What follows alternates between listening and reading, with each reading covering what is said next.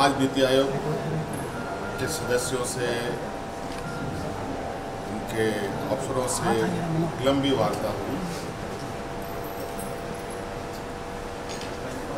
राज्य के लगभग सभी विभागों के संदर्भ में लोगों ने चर्चाएं की।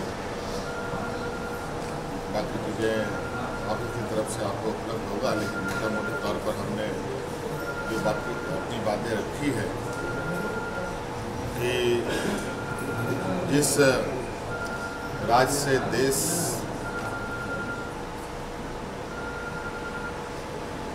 चलता है, जिस राज्य से भारत सरकार को सबसे अधिक आमदनी होती है, वहाँ के लोगों की स्थिति बहुत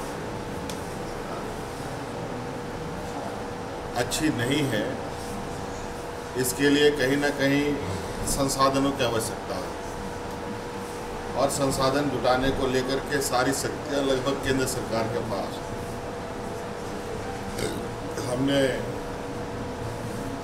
जो अधिकार है वो कैसे मिलेगा नहीं मिलेगा अब तो केंद्र सरकार ही तय करता है, लेकिन फिर भी हम अपने हक की बात जरूर उनके समक्ष रखें। और जो कुछ केंद्र सरकार देती है उनमें भी राज्य सरकारों को विश्वास में ना लेकर के कार्य होता है तो इसका क्या बुरा परिणाम निकलता है। जैसे कोयला कंपनी के द्वारा हमारा लाखों करोड़ों रुपए का बकाया वो हमें नहीं मिलता है। केंद्र सरकार, देश के प्रधानमंत्री जी बोलते हैं सभी को हम आवाज़ देंगे, लेकिन अभी भी हमारे 8.5 लाख लोगों का जिनका सर्वे करके रिपोर्ट दिया हुआ है वो भी आवंटन नहीं हो रहा। उसके हिस्से का जो हमें वित्त सहायता चाहिए वो नहीं प्राप्त हो रहा है, जिससे हम राज्य के गरीबों का आवास आवंटन नहीं कर पा रहे, आवास उपलब्ध नहीं करा पा रहे। इसके अलावा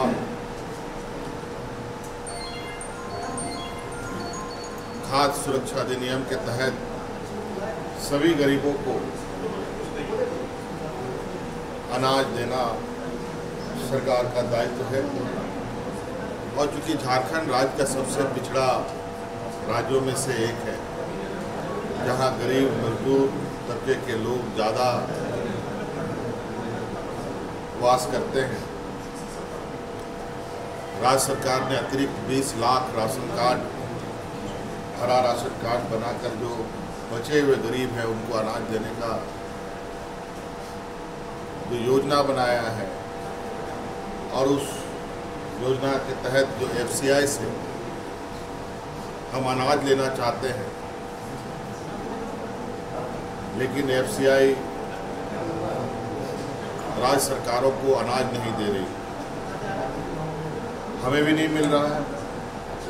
अब नतीजा हो रहा है कि हमको खुले बाजार में महंगे दारों पर अनाज खरीदकर गरीबों को देना पड़ रहा है।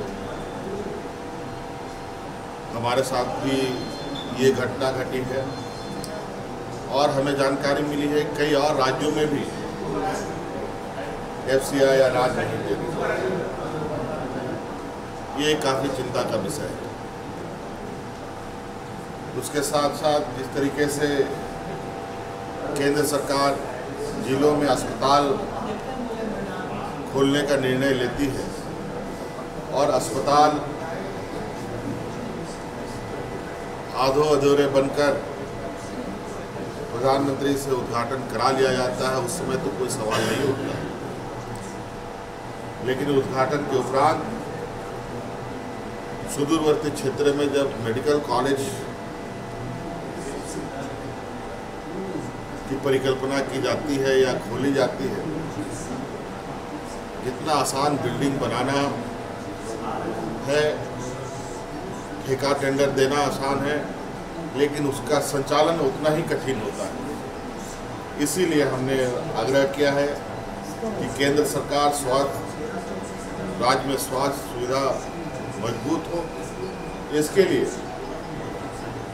इस तरीके की योजनाओं को चयन करने के लिए सबसे पहले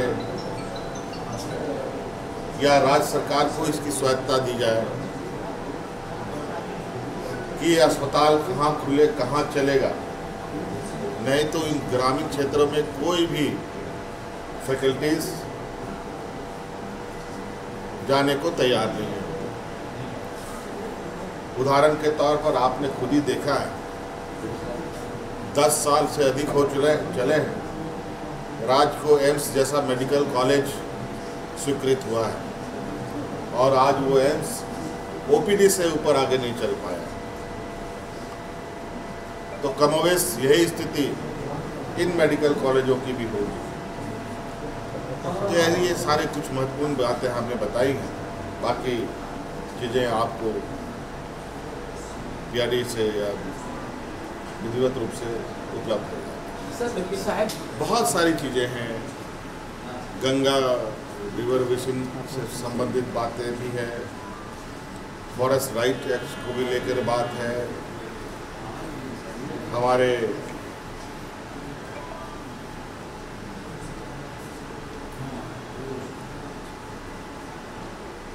जो महिला कल्याण से संबंधित बातें हैं, कई सारी बातें हैं। अब तो राज्य सरकार अपनी पूरी बातें आज नीति आयोग के समक्ष रखी है और लिखित रूप से भी